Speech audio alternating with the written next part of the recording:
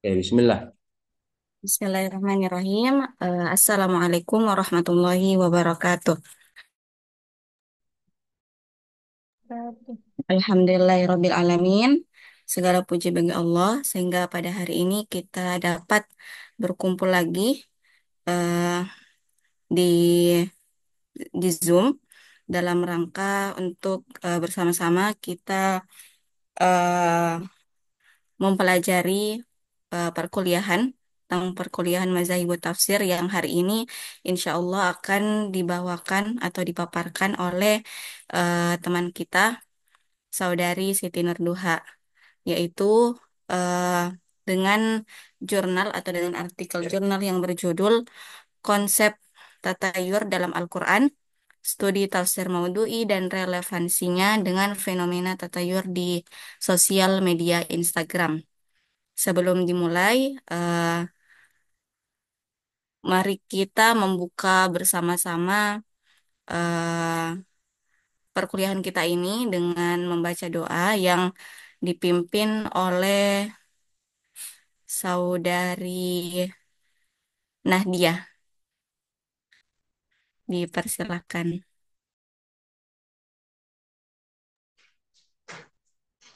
Baik, Bismillahirrahmanirrahim. Sebelum kita mulai pembelajaran hari ini, mari kita sama-sama membaca doa sebelum belajar. Baik, Bismillahirrahmanirrahim. Rabbi syrah li sadari wa yassir li amri wahlul 'uqdatam min lisani yafqahu qawli.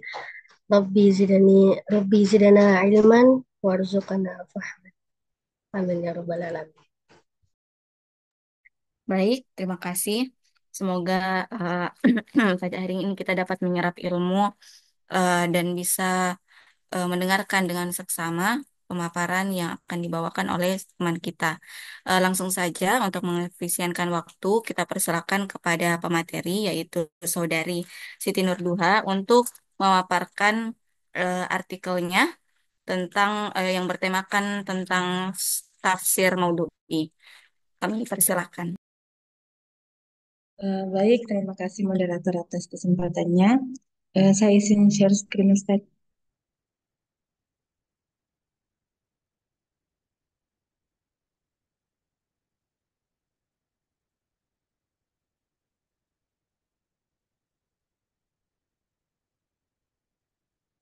Eh, Baik, Bismillahirrahmanirrahim. Assalamualaikum warahmatullahi wabarakatuh.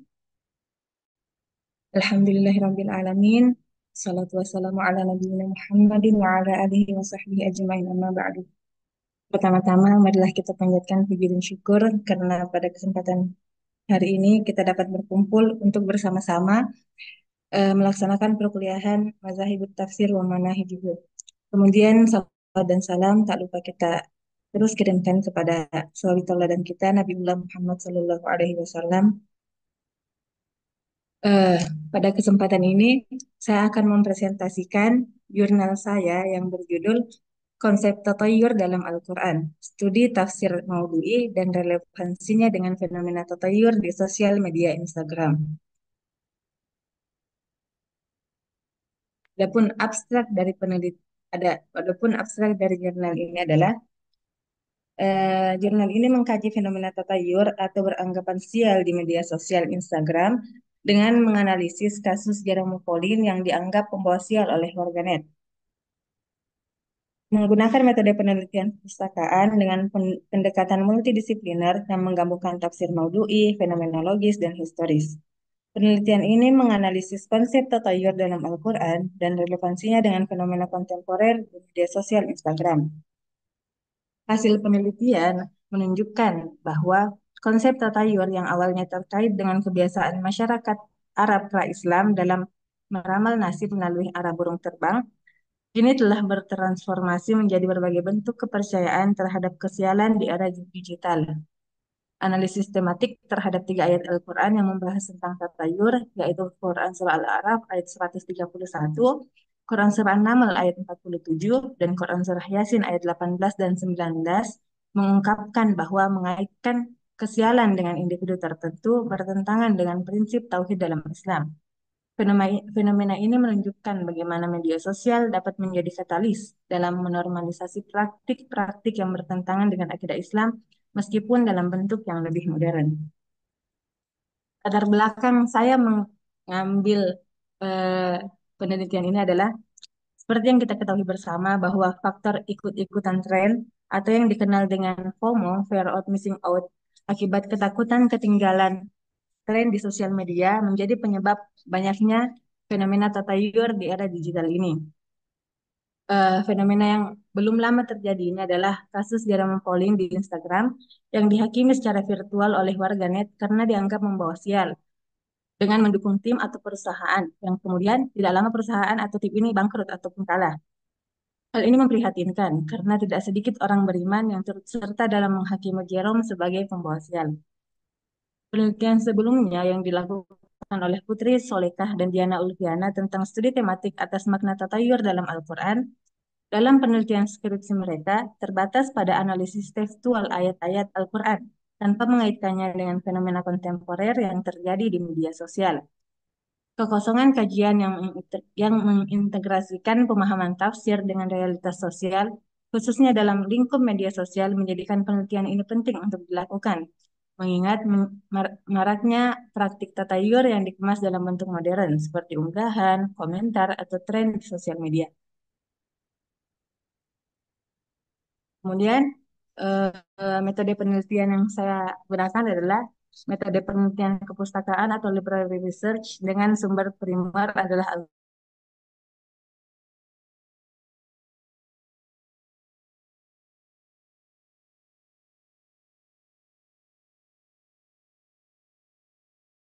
yang akan pendekatan multidisipliner yang menggabungkan tiga pendekatan utama, yaitu pendekatan tafsir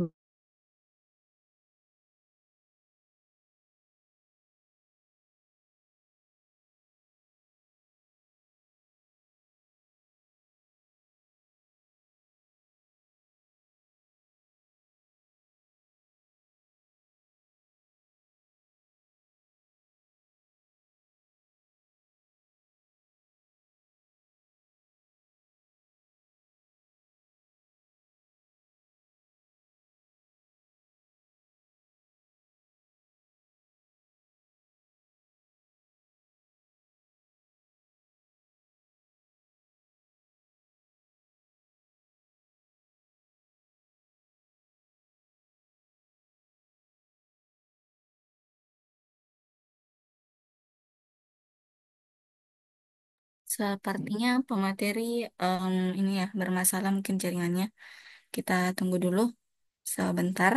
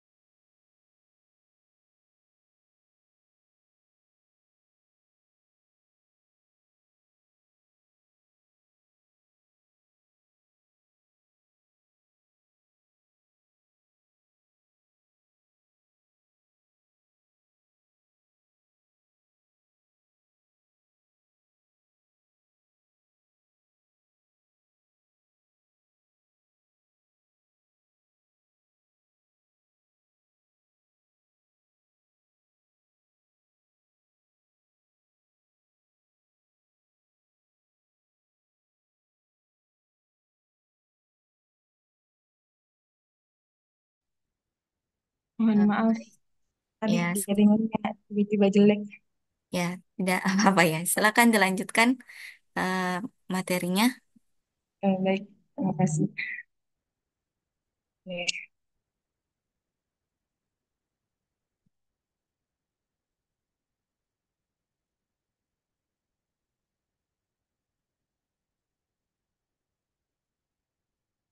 Eh, maaf, baik saya lanjutkan. Tadi metodologi penelitian, yaitu peneliti menggunakan teknik analisis isi, analisis tekstual, dan analisis semantik untuk mengeksplorasi makna mendalam dari ayat-ayat terkait dengan tujuan untuk menghasilkan pemahaman komprehensif tentang konsep tatayur dalam konteks tradisional dan modern. Kemudian hasil dan pembahasan dari jurnal ini, yang pertama adalah definisi dan konsep tatayur. Dalam ajaran Islam, tatayur dikenal dengan konteks beranggapan sial. Kata tatayur secara etimologi merupakan masdar dari kata tatayara ya tatayaru tatayuran yang berarti merasa sial. Kata tatayur berasal dari kata tora ya tiru tairan yang berarti burung. Sedangkan tatayur secara terminologi adalah merasa sial yang disebabkan karena dia melihat atau mendengar dan bertemu sesuatu atau seseorang. Dalam Kamus Besar Bahasa Indonesia sendiri, kata sial berarti segala usahanya gagal atau menyebabkan tidak mujur. Sial juga dapat berarti selalu diikuti oleh nasib buruk dan melahirkan pemikiran bahwa mereka merasa sial karena sering tertimpa musibah atau mendapatkan ujian. Berdasarkan arti kata tatayur, penulis memahami bahwa kata ini mengalami perluasan makna seiring berjalannya waktu. Peneliti menemukan bahwa makna tatayur dalam masyarakat saat ini bukan hanya tertuju pada arah burung terbang ke kiri atau ke kanan, tetapi mencakup pada kesialan secara umum yang disebabkan karena seseorang atau sesuatu yang dianggap membawa sial. Dan fenomena ini banyak terjadi di masyarakat sekarang ini. Kemudian fenomena tatayur di Instagram. Dalam konteks media sosial Instagram, fenomena tatayur khususnya terhadap kasus Jerome Pauline yang menjadi viral setelah kekalahan timnas U23 dari Uzbekistan pada semifinal Piala Asia U23 2024. Warganet mengaitkan kekalahan tersebut dengan dukungan yang diberikan Jerome Pauline kepada tim Indonesia dalam unggahan videonya di Instagram. Warganet juga mengumpulkan berbagai kejadian yang menganggap bahwa Jerome sebagai penyebab gagalnya eh, banyak hal, termasuk kebangkrutan platform edukasi Senius setelah dia menjadi brand ambasadornya, kekalahan beruntun tim basket Golden State Warriors dan bubarnya band Kanabon setelah Jerome mulai menyukai band tersebut. Respon Jerome Pauline terhadap tuduhan tersebut dengan meminta maaf dan berjanji akan mendukung lawan tim eh, tim lawan justru semakin memperkuat narasi tatayur di kalangan pengguna media sosial Instagram. Eh, Hal ini menunjukkan bagaimana media sosial dapat menjadi katalis dalam menyebarkan dan menormalisasi praktik-praktik tatayur yang sebenarnya bertentangan dengan ajaran Islam. Mungkin bisa dilihat ini adalah bentuk komentar-komentar yang diberikan pada Jerome bahwa kalau misalnya Jerome mendukung tim ini, maka tim ini akan kalah. Eh, dan ini adalah bentuk klarifikasi bahwa dia akan mendukung tim lawan karena dia sendiri yakin, dia sendiri merasa bahwa dengan mendukung tim lawan maka tim lawan itu akan kalah. Kemudian kita masuk di pembahasan tatayur dalam Al-Quran. Seperti yang saya katakan tadi bahwa tatayur merupakan bentuk masdar dari kata tatayara yang terambil dari kata tayar atau burung. Signifikansi historisnya terletak pada praktik masyarakat Arab pra-Islam yang mendasarkan keputusan perjalanan mereka pada arah burung terbang dan mengaitkannya pada prospek keberuntungan dan kesialan.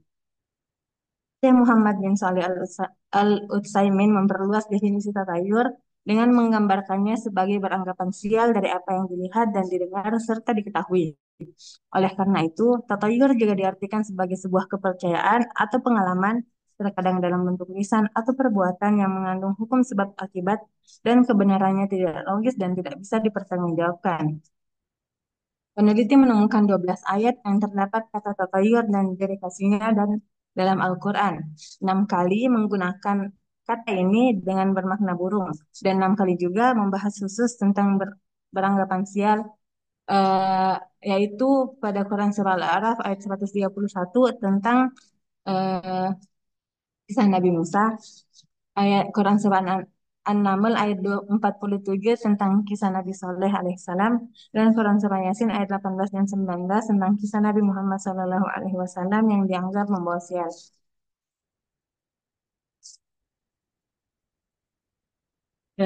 Pembahasan terakhir tentang konsep tatayur dan relevansinya dengan fenomena tatayur di sosial media Instagram. Berdasarkan setelah dilakukan kajian Maudhui pada 3 ayat yang didapatkan, eh, dapat peneliti kemudian menyimpulkan bahwa ketiga ayat tersebut memberikan perspektif penting dalam memahami fenomena tatayur kontemporer di media sosial, yaitu pada Quran Surah Al-A'raf ayat 131, Al-Quran secara eksplisit mengkritik sikap Firaun kepada Nabi Musa alaihissalam yang menganggap bahwa Nabi Musa membawa sial ketika dia sedang kesusahan. Ayat ini menegaskan bahwa nasib manusia berada di tangan Allah, bukan ditentukan dari kehadiran seseorang. Kisah ini paralel dengan kisah Jerome Pauline, di mana warganet mengaitkan berbagai kegagalan dengan kehadiran Jerome mendukung pola pikir yang serupa dengan kaum Firaun. Kemudian pada Quran Surah An-Naml ayat 47, Allah Subhanahu wa taala menceritakan tentang respon kaum Samud yang menganggap Nabi Soleh dan pengikutnya membawa sial. Allah Subhanahu wa taala membantah anggapan ini dengan menegaskan bahwa nasib mereka ada di tangan Allah Subhanahu wa taala. Senada dengan hal ini, dalam Quran Surah Yasin ayat 18 dan 19 juga mengisahkan tuduhan kesialan terhadap utusan Allah Subhanahu wa taala, yang kemudian Allah Subhanahu wa taala menegaskan bahwa kesialan dan kemalangan nasib mereka adalah akibat perbuatan mereka sendiri.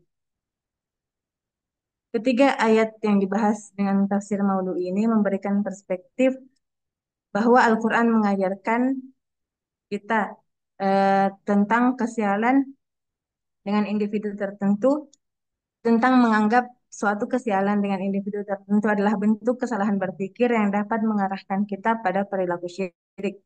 Dalam konteks media sosial Instagram, fenomena Jerome Pauline menunjukkan bahwa pola pikir jahiliyah dapat bertransformasi dalam bentuk modern melalui media sosial. Integrasi antara tafsir maudhu'i ayat-ayat tatayur dengan fenomena di Instagram menunjukkan bahwa meskipun bentuknya berbeda, esensi problematikanya sama, yaitu pengalihan ketergantungan dari Allah Subhanahu wa taala kepada faktor-faktor yang tidak memiliki korelasi logis dengan kejadian yang dialami.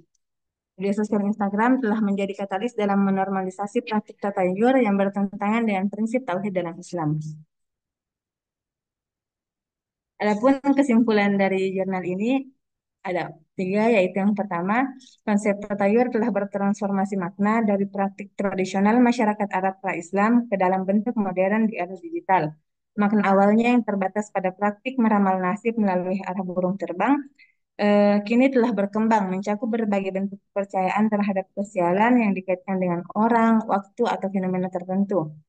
Media sosial Instagram telah menjadi wadah baru dalam menyebarkan praktik tatayur modern, seperti yang kita lihat pada kasus Jerome Pauline. Fenomena ini menunjukkan bagaimana kepercayaan tradisional dapat bertransformasi dan mendapat legitimasi sosial melalui platform digital. Analisis sistematik terhadap ayat-ayat Al-Quran yang membahas tentang tatayur, seperti yang saya sebutkan tadi, menunjukkan bahwa praktik ini bertentangan dengan prinsip tauhid dalam Islam. Al-Quran secara tegas menyatakan bahwa nasib manusia berada di tangan Allah, bukan ditentukan oleh kehadiran seseorang atau fenomena tertentu. Mungkin itu saja presentasi jurnal dari saya. Mohon maaf atas segala kekurangannya. Saya kembalikan kepada moderator. Baik, terima kasih kepada pemateri. Itulah tadi teman-teman pemaparan jurnal yang disampaikan oleh teman kita, Saudari Siti Nurduha. Setelah mendengarkan secara seksama pemaparan dari artikel yang dibahas tentang konsep tatayur yang bertemakan tafsir maudhu'i, eh, apakah ada dari teman-teman yang ingin menanggapi ataupun ingin bertanya terkait eh, artikel yang sudah dibahas oleh pemateri kita? Saya persilahkan, silakan buka mic-nya untuk memberikan pertanyaan ataupun tanggapan.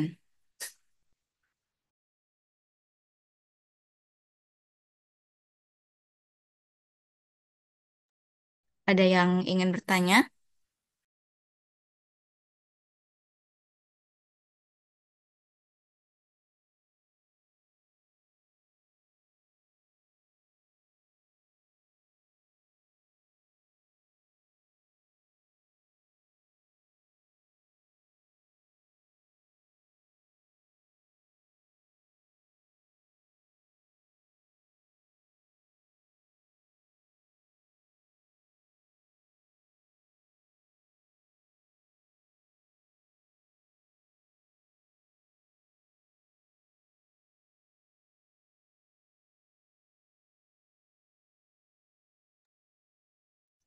Apa tidak ada yang ingin menanggapi tentang eh, pemaparan tentang materi yang disampaikan oleh saudari Siti Nurduha? Kami persilahkan.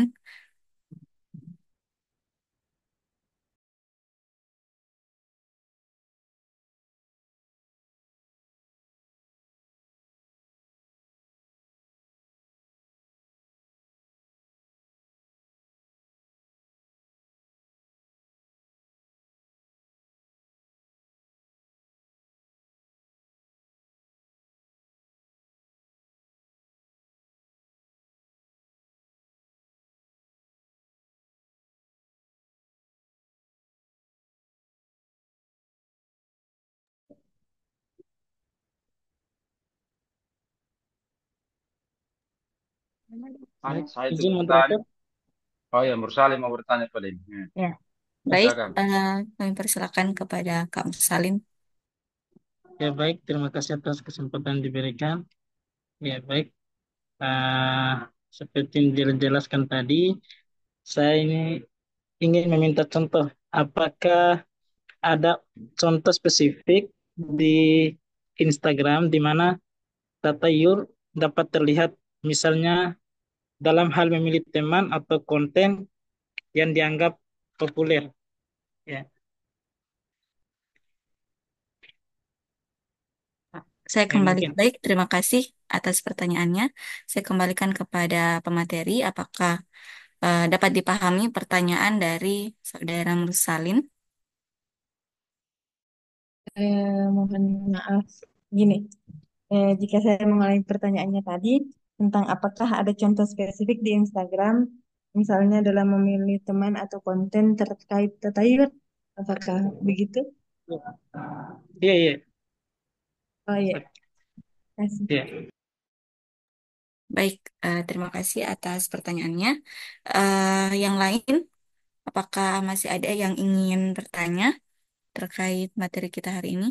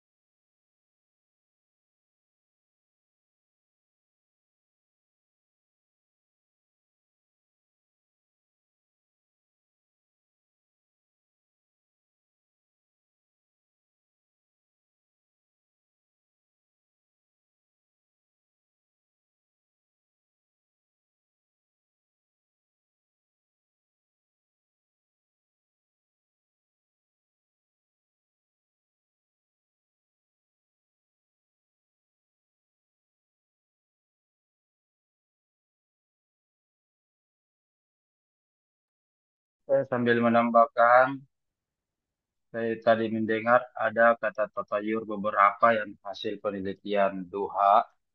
Kemudian ada juga kata sial atau beranggap sial yang tanpa ada kata tatayur atau toir. Ya, nanti sebentar kalau ada teremnya, ada tabelnya atau ada poin-poinnya itu berarti kayak totalnya. Nah, bisa kita lihat sama-sama ya. Oke. Itu saja yang saya harap dulu di awal supaya menjadi pemantik. Kita lihat betul-betul ayat per ayat dan seterusnya ya. Gimana yang lain? Sudah tidak ada lagi yang bertanya? Amdar, Oktah, Masita, atau moderator boleh bertanya juga, moderator. Ardis, Nahdi, silakan. Silakan moderator. Lanjutkan.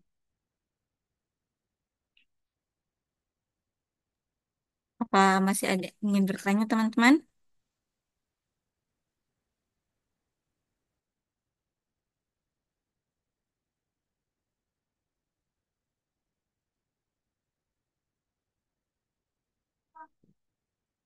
Ini sudah cukup mungkin. Sambil menunggu pemakalah, silakan lanjutkan sholawatnya. Ya.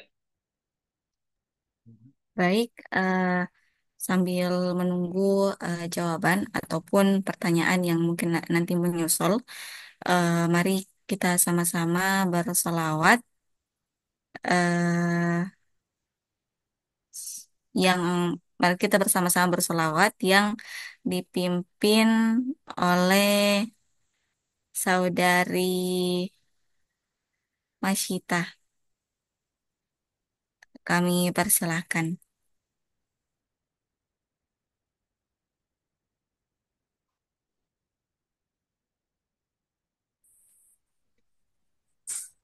Oke, baik. Terima kasih atas kesempatannya. Sembari menunggu pemateri untuk menyiapkan jawaban, uh, mari kita bersolawat. Allah sholli ala sayyidina Muhammadin fil qulub wa dawaiha وعافية أبدان وشفائها ونور الأبصار وضيائها وعلى آله وصحبه وسلم. Mungkin teman-teman bisa membuka mic-nya, kita Ya, bersama selawat. ya baik teman-teman, mungkin bisa dibuka dulu mic-nya untuk kita sama-sama bersolawat sembari menunggu jawaban maupun pertanyaan dari teman-teman sekalian. Allahumma salli ala sayyidina Muhammad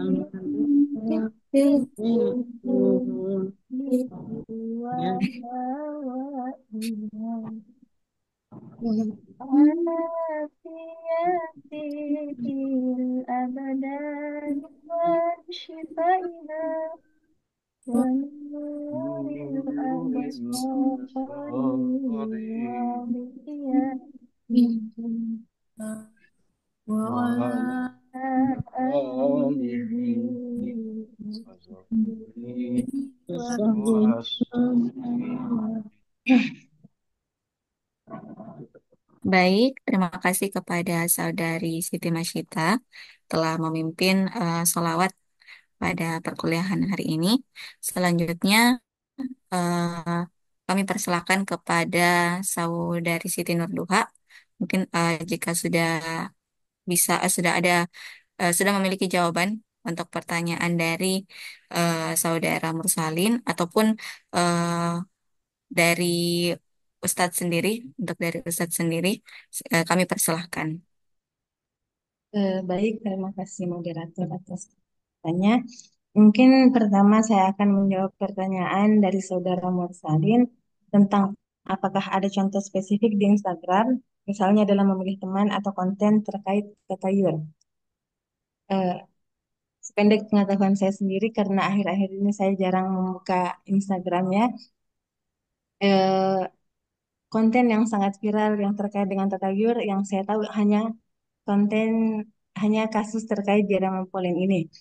Adapun eh, sebenarnya dapat kita cari sendiri, maksudnya dapat kita ketahui sendiri berdasarkan definisi tatayur yaitu peranggapan sial, baik itu kepada orang, kepada hari, atau kepada tanggal misalnya atau angka yang kita anggap bahwa ke- kita melaksanakan acara di ini, maka acaranya itu akan gagal gitu.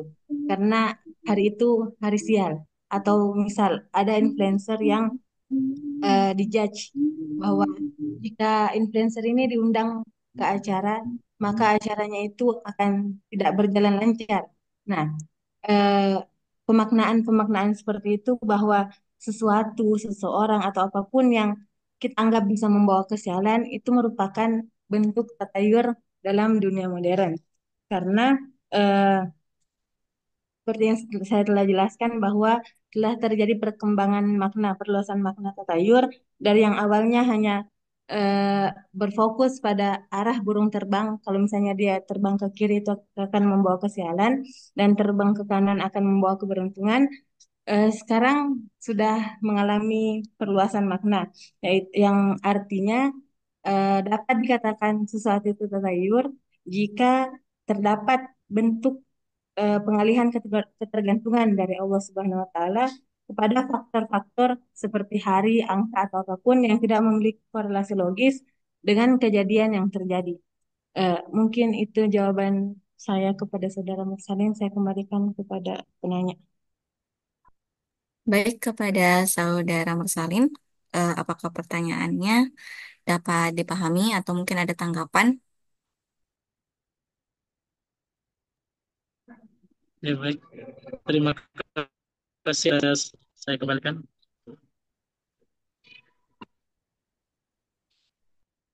Baik, apakah masih ada yang ingin bertanya atau mungkin Makala bisa mungkin menjelaskan juga sedikit dulu tadi dari masukannya Ustadz ya terkait term tatayur ini sambil sembari menunggu pertanyaan lain dari teman-teman.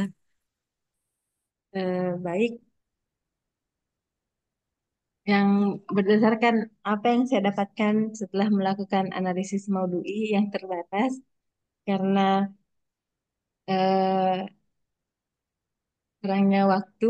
Jadi saya menemukan ada 12 ayat yang eh, terdapat kata tatayur yang derivasinya atau perubahannya itu 6 kali dalam ayat-ayat tersebut makna toir atau tatayur ini makna toir sendiri berarti burung dan 6 kali juga membahas tentang eh, 6 kali juga membahas bahwa totoyur yang akar katanya itu toir itu bermakna beranggapan sial. Adapun ayat-ayat eh, yang terdapat kata totoyur yang artinya beranggapan sial itu seperti yang saya jelaskan dalam makalah dalam jurnal bahwa terdapat dalam Quran surah An-Naml ayat 47. Ini dalam surah ini ada 2 kali disebutkan kata tatayur. Dan ada juga Quran surah Al-A'raf ayat 131. Dalam ayat ini juga 2 kali disebutkan kata tatayur dan Quran surah Yasin ayat 18 1 kali dan Quran surah Yasin ayat 19 1 kali. Jadi kata tatayur yang bermakna beranggapan sial itu Ditampilkan itu disebutkan ayatnya, bisa 6 kali tampilkan dalam ayatnya supaya teman-teman lihat gitu. ayat. An-Nahl yang mana iya itu, Yasin yang mana iya itu, iya kan? Nah, yang mana itu? Ya, Ustaz. Ada ke ayatnya itu. Bisa tadi sebenarnya dia tahu tidak, oh Yasin itu tadi tatayur lah, tapi kalau ditampilkan nih, oh tadi surah An-Naml ini, ya kan? Supaya Ya, visual, ya, visual nampak ya. Bisa. ya. Izin share screen, Ustaz. Ya, ya, ya. Oke. Ya. Nah, ini ayat Quran Surah Al-A'raf ayat 131 yang kata tatayur ini sebutkan dua kali, yaitu ya tayyaru sama to'iruhum. To'iruhum. Yang terjemahnya itu eh, mereka berkata bahwa ini adalah jika mereka mendapatkan kebaikan, ini adalah usaha kami. Dan jika mereka mendapatkan kesusahan atau eh, jika mereka mendapatkan kesusahan, mereka mengatakan bahwa kesusahan yang kami dapatkan itu karena eh, kesialan akibat adanya Nabi Musa dan pengikutnya. Eh, dalam tafsir dalam tafsir Al-Misbah dijelaskan bahwa kata tatayyaru dalam ayat ini berasal dari kata toir atau toiru yang berarti burung. Dan dijelaskan bahwa kata ini bermakna pertanda buruk atau kesialan karena orang-orang Arab dulu seringkali menangkap burung lalu melepaskannya untuk melihat ke arah mana ia terbang. Kalau misalnya burungnya terbang ke kanan, maka terbang dari arah kanan ke kiri, maka itu pertanda buruk. Sedangkan jika terbang dari arah kiri ke kanan, maka itu pertanda baik.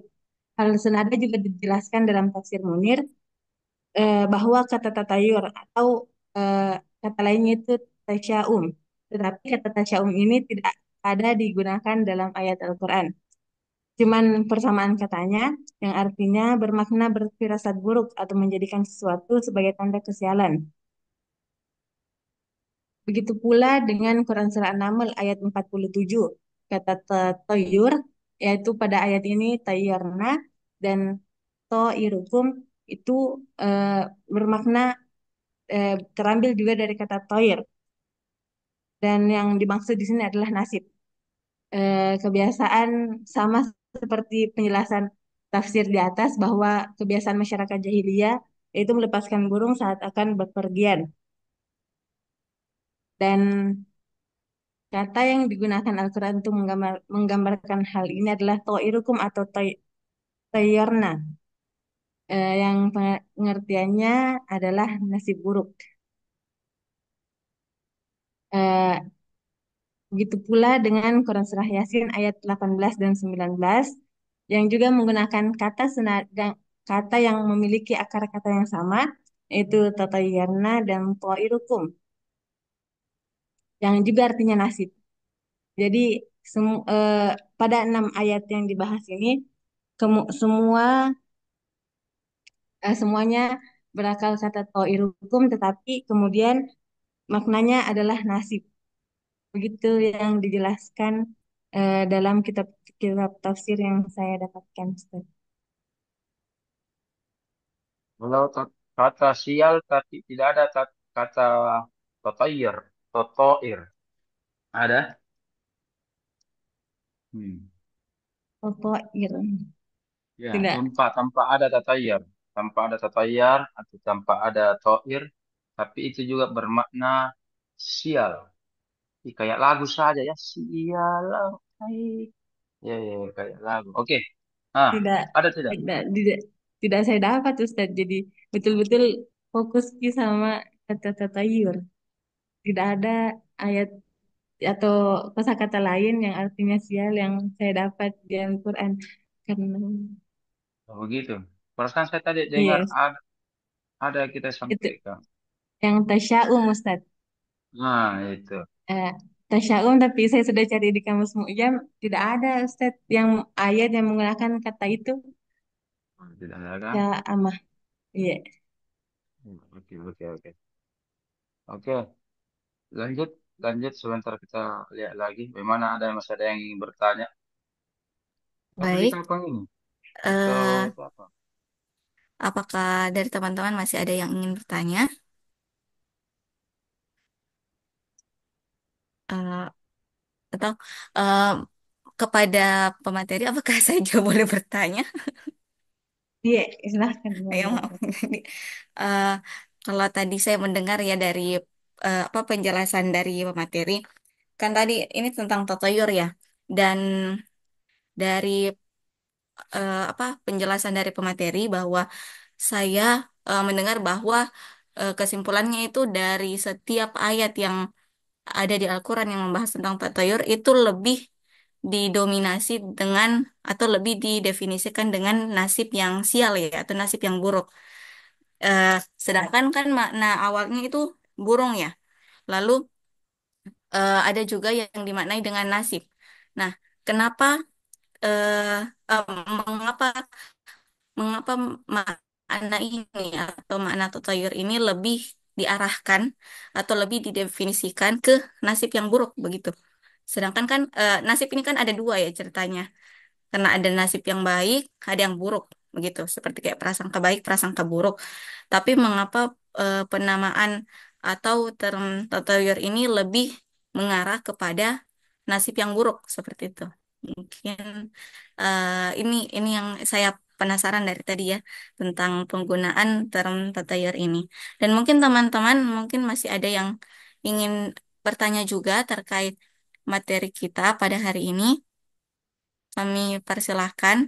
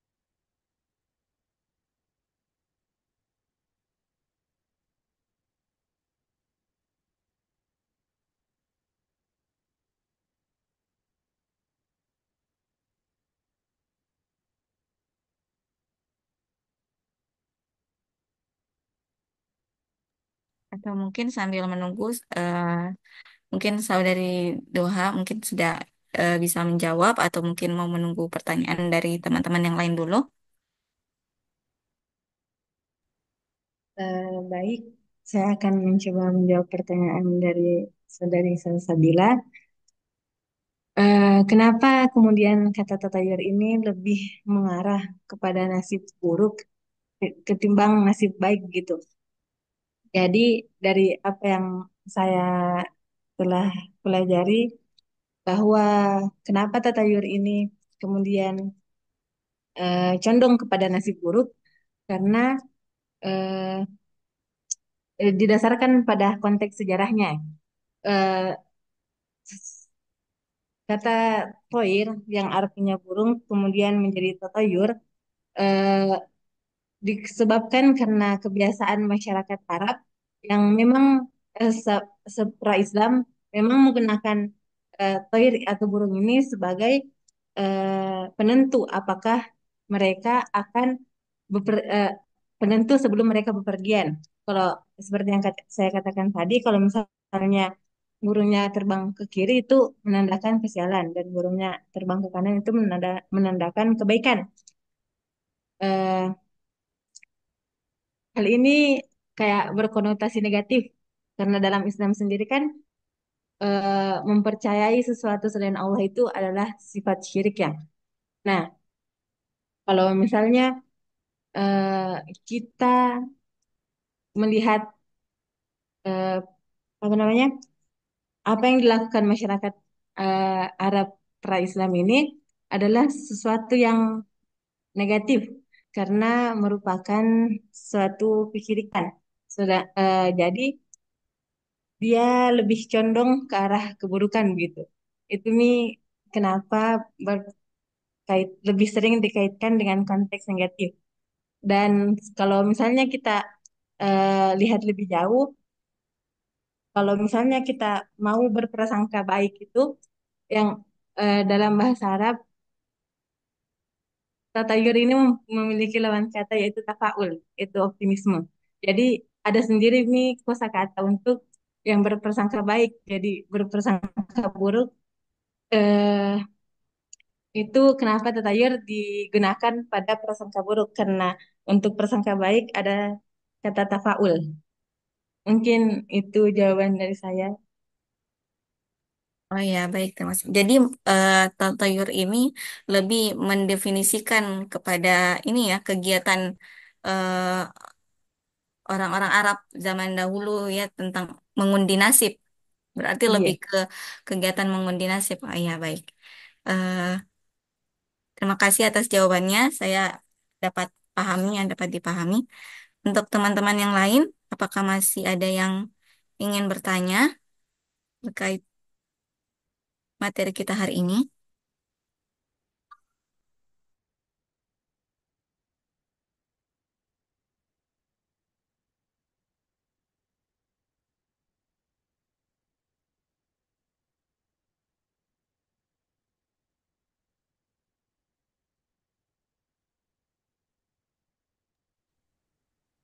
Baik, jika sudah tidak ada, mungkin eh, saya sebagai selaku moderator mengembalikan kepada dosen kita, dosen pengampu kita, kepada Ustadz. Kami persilahkan. Bismillahirrahmanirrahim. Assalamualaikum warahmatullahi wabarakatuh. Waalaikumsalam. Waalaikumsalam.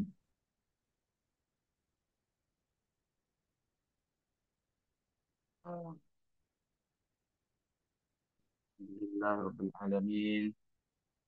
Salatu wassalamu ala asyrafil anbiya'i wal mursalin. Sayyidina Muhammadin wa ala alihi wa sahbihi ajma'in. Wa man ihtada bihadihi wa man ihtada bisunnatihi ila yaumiddin amma ba'd. Syukur kepada Allah dan senantiasa kita mengirimkan salawat dan salam rindu kita kepada Nabi Muhammad sallallahu alaihi wasallam. Allahumma sholli wa sallim wa barik alaihi. Mempelajari maudhu'i minimal ada beberapa poin yang harus kita jelaskan. Yang pertama, substansi dari maudhu'i itu. Substansi dari maudhu'i tentu dari definisi dan langkah-langkahnya. Ya, berdasarkan substansi ini, kalau teman-teman di sini nanti berminat kajian pustaka dan pustakanya itu nuansa maudhu'i, ya, termasuk yang akan diteliti oleh Duhak misalkan, maka Anda harus lihat maudhu'i apa, versi apa yang Anda pakai. HP sama-sama Ji, Oppo, iPhone, sama Ji, ya kan? Apalagi bukan ada yang Infinix dan sebagainya, sama-sama di HP. Tapi semua ada ciri khasnya. Sama-sama untuk menelpon, ada WA-nya, ada, ya kan? Ada Zoom-nya, bisa. Tapi, tapi semua versi tafsir tematik ada. Walaupun bermula dari Al-Farmawi di abad 20 itu, nanti berkembang. Di Jawa yang semacam apa ya? Nah, kalau misalkan Farmawi itu anggaplah sebagai mujtahidnya, ya, mujtahidnya, maka mujtahid mutlaknya, maka ini mujtahid fil mazhabnya, turunannya, ya, yang memberikan penurunan, yang memberikan tambahan-tambahan versi. Kalau di Jawa ada namanya Nasruddin Baidan, ya, bukan Nasruddin Umar, itu Menteri Agama kita, Nasruddin Baidan. Itu juga ada sedikit inovasi tematik yang diambil oleh beliau. Nah, dan kita tidak kalah di UIN Alauddin Makassar, walaupun kita jauh dari Jakarta, jauh dari Jawa, kita Indonesia Timur, ya. Tapi kalau kajian Al-Quran dan tafsir hadisnya dari dulu sampai sekarang, alhamdulillah kita tidak kalah. Dan kita juga tidak berbangga dan kita juga tidak kecil hati, walaupun Anda kuliah di sini, ya. Banyak dosen-dosen kita. di sini terus tuh. S1, S2, S3 di sini. Ya kan? Tetapi tidak kalah dengan mereka-mereka semua. Artinya, kualitas dan silsilah tafsir hadis kita dari dulu sudah mengakar. Termasuk di sini namanya Prof. Muin Salim, mantan rektor kita dulu di beberapa periode sebelumnya. Itu juga ada ciri khas, ada tambahan, ada tambah-tambahan yang berkaitan dengan eh, tafsir tematiknya. Hmm. Karena Duha ini mengkaji tentang tematik, ya. Nah, eh, saya mau Anda juga melihat tiga versi ini sebagai bagian dari revisinya. Saya lihat tadi metode penelitian Anda sangat singkat, ya. Itu pun dikutip dari Z. Apa itu Z 2008? Atau siapa itu ulama Z? Saya baru mendengar itu. Makanya saya dengar itu. Yang saya katakan tadi, saya tunggu-tunggu itu. Bukunya Al-Farmawi kah? Nasruddin Baidan kah? Mu'in Salim kah? Ini Z. Itu Z. Ada ya? Yang Anda tulis ya, Duha. Saya baca. Iya, Hmm. ada Ustaz. Z. Siapa itu Z? Jelaskan dulu itu. Siapa itu Z? Orang orang orientalis atau orang Indonesia atau orang Arab? Siapa itu Z? Atau mungkin artikel saja ya? Atau Iya, artikel Ustaz. artikelnya dan seterusnya dan seterusnya. Ada versi-versinya.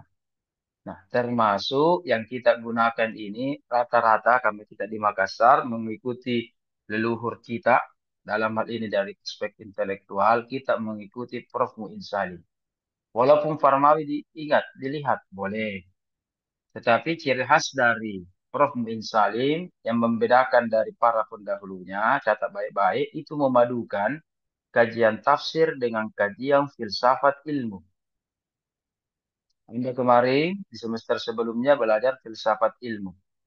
Dalam filsafat secara umum, ingat, ada itu namanya, ya Anda dengar itu, ontologi, apalagi epistemologi, apalagi satu, Aksiologi. aksiologi. Maka rumusan masalahnya berkaitan dengan tiga hal itu. Nah, ini yang dipakai. Makanya kalau Anda misalkan alumni sini, biasa kalau rumusan masalah pertamanya, hakikatnya apa? Misalkan tentang apa yang paling gampang ini, sholat. Hakikat sholatnya dalam Al-Quran apa?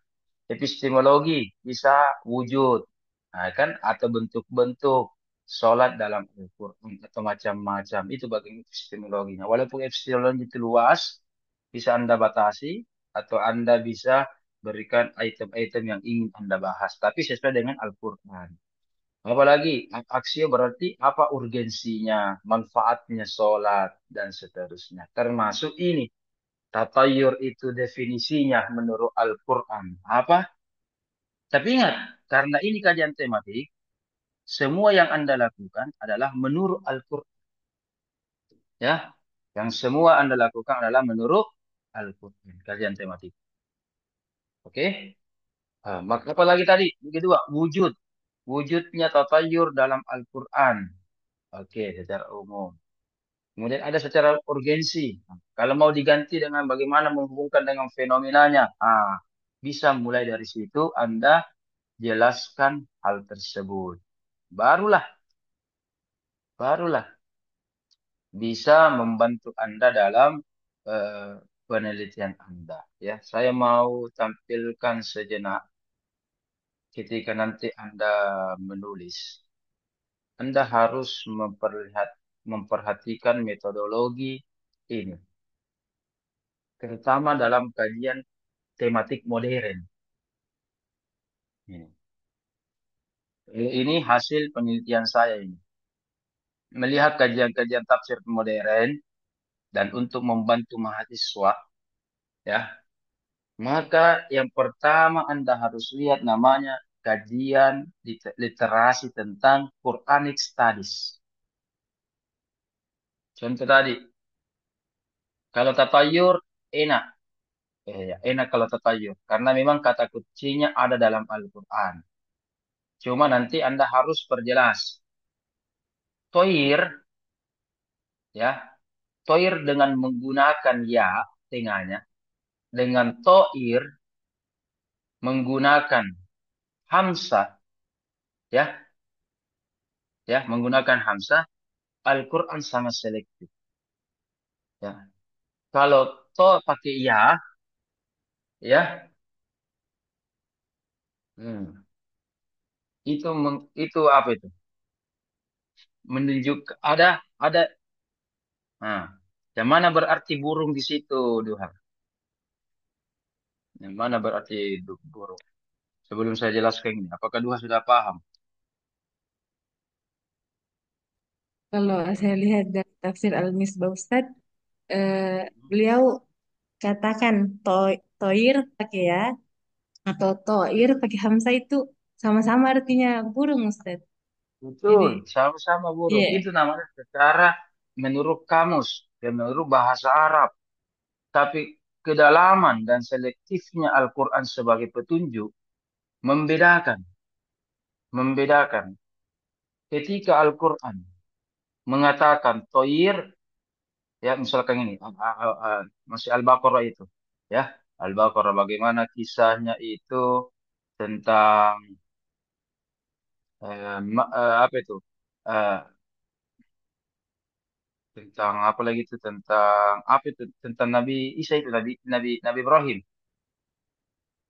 Wa qala Ibrahim Rabbi arini yaitu Rabbi arini ya ya.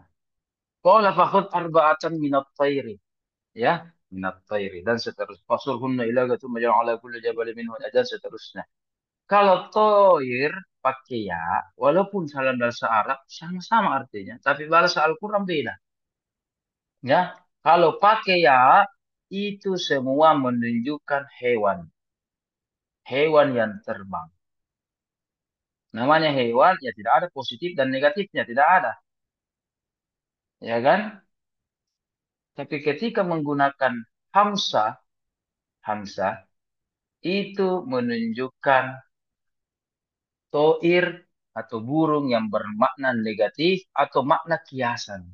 Jadi ini namanya kalau toir itu pakai makna makna hakiki, kalau pakai ya makna kiasan. Ada biasa begitu dalam Al-Quran. Ya, dalam Al-Quran kalau kita lihat kajian tematiknya, ya, dalam metodologinya dan nanti hasilnya kita lihat, ada biasa kata kalau dalam bentuk, ya ini contoh tadi, ya kan? Kan kita pusing ini, yang mana makna majasi dan makna hakiki, ya kan? Ardi sejak punya motor baru, panjang tangannya, panjang kakinya. Apa dimaksud panjang kaki? Apakah Ardi sudah oplas sehingga kakinya tambah panjang? Oh, artinya adalah tambah pasolle mi jaram mi anu. Iya kan selalu mi keliling-keliling kemana begitu. Iya kan? Irham panjang tangan. Makna majasinya panjang tangan adalah eh, dia pencuri. Tapi makna hakikinya, oh pemain basket itu orangnya tinggi sekali. Maka memang panjang sekali tangannya cocok main volley, main basket, iya kan? Eh, dan seterusnya. Jadi kita biasa pusing, ini mana hakiki, mana majasi ini. Iya kan? Nah, sama nanti kalau anak-anak, ya ada orang tua marah sama anak-anaknya. Ya, ya. Oh, pergi mau dari rumah, dia mau kembali-balik. Dia mau mulai kembali. Kalau Anda mana hakikatnya, pergi betulang, nanti betulang tasnu. Nanti betulang tasna, kemudian kudu tidak balik-balik nih. Nah, itu ada mana majasinya. Artinya kalau tidak mau kita mendengar, saya membiayai Anda dan seterusnya, saya didik Anda dan sebagainya, cari mau keparing anu. Ya, orang yang biasa biayai udah apa bebas mau dan sebagainya. Ah, itu kan ada kiasan. Nah, dalam Al-Quran juga begini. Ini termasuk kata, ada kata yang makna majasi dan ada makna kiasan. Kalau pakai ya, kalau pakai alif, ah, itu menunjukkan perbedaan konotasi antara satu dengan yang lain. Ada juga dalam Al-Quran kita juga biasa pusing. Ini makna bahasa atau makna istilah. Contoh sholat. Sholat bisa bermakna doa secara bahasa, ya kan? hubungan kita, doa kita kepada Allah, bisa juga sholat dari aspek istilah, yaitu mulai dari takbir sampai diakhiri dengan salam, Allahu Akbar, Assalamualaikum. Nah, kalau begitu, yang mana sholat makna istilah, yang mana sholat makna bahasa, etimologi, yang mana terminologi? Oh, gampang, gampang. Kalau sholat dalam bentuk isim, itu menunjukkan terminologi, yaitu sholat Allahu Akbar sampai Assalamualaikum. Ya kan? Tapi secara umum, kalau dalam bentuk misalkan fiil, apalagi fiil amr, ya, itu menunjukkan sholat dalam bentuk ah, oke, film amr atau film mudhari, itu dalam bentuk apa? Doa. Innallaha wa malaikatahu yusalluna. Sesungguhnya Allah dan para malaikat, sholat subuh tuh ini, ternyata sholat duhur juga kita apa? Sholat duha kia, duha. Iya kan? Waktu bagaimana? Sholat tuh nih, pengen Allah. Masa Allah juga sholat? Kalau Allah sholat bagaimana niatnya dong? Kalau kita sholat kan lillahi ta'ala, kepada Allah. Kalau sholat Allah bagaimana? Malaikat juga sholat. Ada sampai malaikat sholat. Iya kan? Dan seterusnya dan seterusnya. Oh, ternyata dalam bentuk ini fiil apa? Ini fiil mudhari. Oh, artinya doa, selalu mendoakan, bersalawat kepada Nabi Muhammad. Nah, begitu ya. Nah, kita lanjut. Jadi, kalau ada term ini, makanya nanti beda. Dijelaskan sebelumnya beda kalau Anda katakan makna sial, nasib sial, ya kan? Sial itu kan tidak dalam Al-Quran, ya kan? Tidak ada. Berarti Anda harus tema. Itu tadi tasaham, saham ada ayatnya. Ya, fasahama itu surah As-Saffat itu kalau tidak salah ayat 141 itu. Ya, itu tentang mengundi secara umum, boleh. Undi-undian itu yang digocang, kemudian ada keluar panah, itu namanya sahama. Ya, bagaimana mengundi, istilahnya mengucangi arisan gitu ya, dan seterusnya. Nah, itu bisa bermakna positif, bisa bermakna negatif. Ya, kalau ini tatayar memang bermakna negatif. Negatif. Kalau ini kan dia tahu, beruntung kikah masuk arisan, arisan tak nama tak atau bukan, ya kan?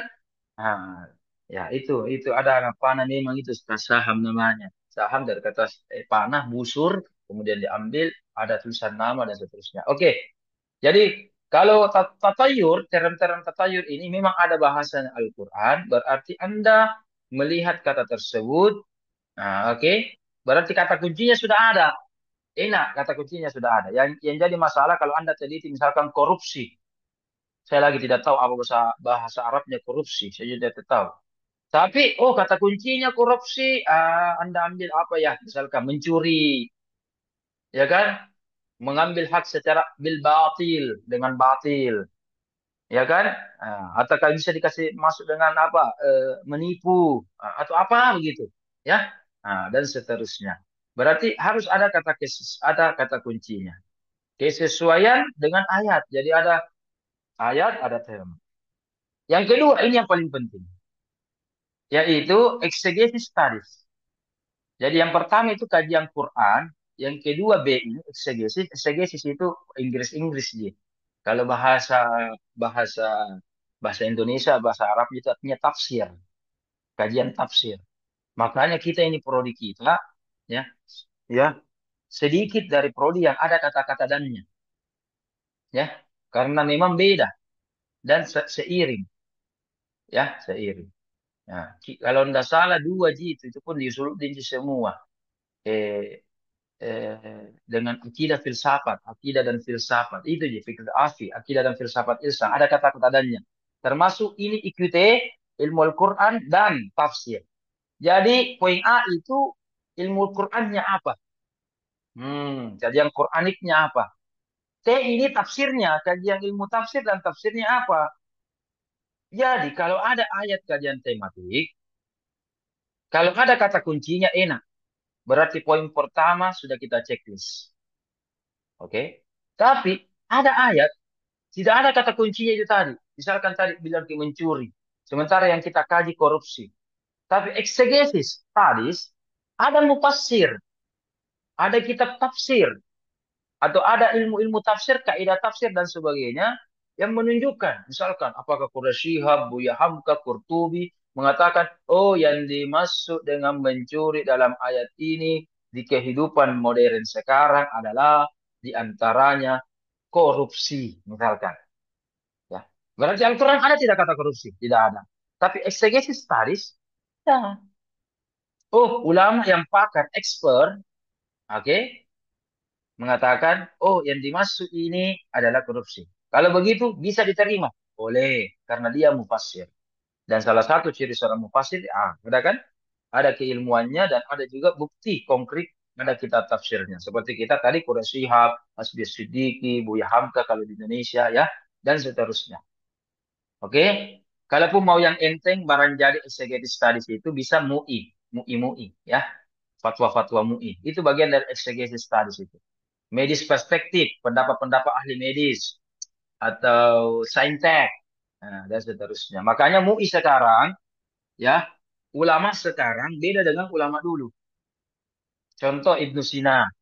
Ibnu Sina kan ahli tafsir, ahli hadis, hafal Quran, bahkan dokter bedah, spesialis bedah. Berarti satu sosok ini, Avicenna namanya, Avicenna atau Ibnu Sina, dia sosoknya all in one, ya kan? Beda kita. Tidak ada itu misalkan ketua MUI dari mana, pintar juga membedah, tidak ada. Ya, tidak ada. Iya. Ada juga dokter, dia diangkat sebagai ketua MUI Makassar atau ketua MUI apakah? Tidak ada. Ya kan, dokter ya dokter. Ustaz, ulama ya ulama. Nah, beda kan? Tapi karena banyak masalah-masalah kontemporer, MUI itu, ulama itu harus melibatkan sains, ahli ahli sains, ahli-ahli medis sesuai dengan bidangnya. Contoh, dulu itu ada yang mengatakan ada itu alat asma itu salsa. Ada itu biasa sempro-sempro. Tidak ada di sini ada semua yang punya penyakit asma. Tidak ada. Ada itu biasa. Apalagi namanya itu alat asma ya itu. Eh, Tidak ada di penyakit asma ini. Inhaler, Asma. Ustaz. Inhaler. Yes, inhaler namanya salsa. Ah. Dulu, inhaler bagi orang yang puasa di bulan Ramadan atau puasa Senin Kamis atau puasa apapun namanya, ya, mengatakan batal itu inhaler. Ya kan, karena memasukkan ini, memasukkan inhaler. Tetapi ada fatwa terbaru, ada pendapat terbaru saya lihat, dan melihat fenomena yang ada, dokter mengatakan, wah inhaler itu beda dengan kalau Anda minum air atau makan. Minum atau makan coto, itu betul masuk mulut, tenggorokan, tetapi pangkalnya itu lari ke lambung. Lambung berarti kenyang. Inhaler karena pernapasan paru-paru. Larinya itu walaupun lewat mulut, lewat tenggorokan, tapi larinya ke dalam paru-paru. Tidak menambah bahwa kita langsung menghilangkan haus atau menghilangkan lapar. Tidak. Tidak, lari ke lambung. Ya kan? Kalau lambung ujung-ujungnya lalu, mau maaf, lari ke usus atau lari ke kita ke toilet. Ya kan? Ini tidak. Tidak menambah. Cuma ya, kalau orang yang tidak punya penyakit asma pakai inhaler itu bisa batal karena dia tidak tahu cara menggunakannya, maka inhalernya bisa lari ke lambung. Karena lari ke lambung batal. Tapi orang yang memang setiap hari kosong, ya, bodoh, dia tidak boleh lepas dari inhaler, dia sudah tahu caranya itu. Bagaimana cara inhaler kasih lari ke mana? Kasih lari ke paru-paru. Justru kalau kan lari ke lambung tidak sembuh. Ya kan? Lambung apa jawab? Cacing dia apakah di situ di lambung? Ya kan? Dari ke paru-paru, sembuh nih. Tidak, tidak anu kok dong. Enggak nih.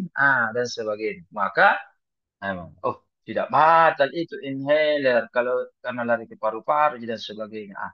Fatwa-fatwa ulama-ulama itu butuh didukung dengan cendekiawan dari saintek, medis, atau dari pakar-pakar ilmu-ilmu umum supaya kita mengetahui ini. Ya, itu tadi yang saya masuk itu ada Quranic Studies, ada Exegesis Studies, supaya ini.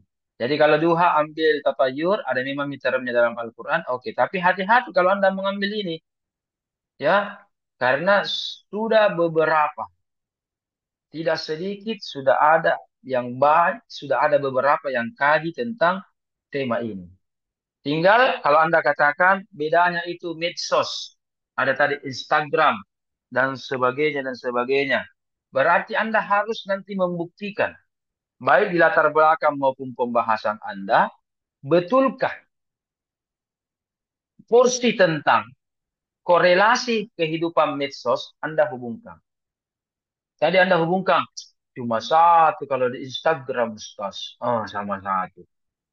Sementara tesis itu 100 halaman. Ya kan? Kalau satu, Ji. Oke. Kalau Anda memfokuskan tatayur, banyak itu yang lain, tatayur kemarin yang bahas. Kalau Anda fokusnya, berarti fokusnya ini harus lebih banyak. Bukan sedikit, Ji. Yang penting dibahas di satu paragraf, di pembahasan atau satu halaman cukup. Tidak. Itu namanya bukan membina kalau satu halaman, Ji. Ya. Bukan kau itu distensi atau hasil, ya kan cuma sekunder gitu. Itu tambah-tambah. Berarti Anda banyak memfokuskan tentang ini. Seperti ini, media sosial Instagram. Media sosial itu banyak. Nanti Anda ditanya itu. Apakah pembimbing, penguji, banyak itu media sosial deh. Mulai dari Facebook, Twitter, dan sebagainya. Kenapa Anda ambil Instagram? Itu. Ya. Ada yang ambil kemarin YouTube, Facebook. Kenapa ambil itu?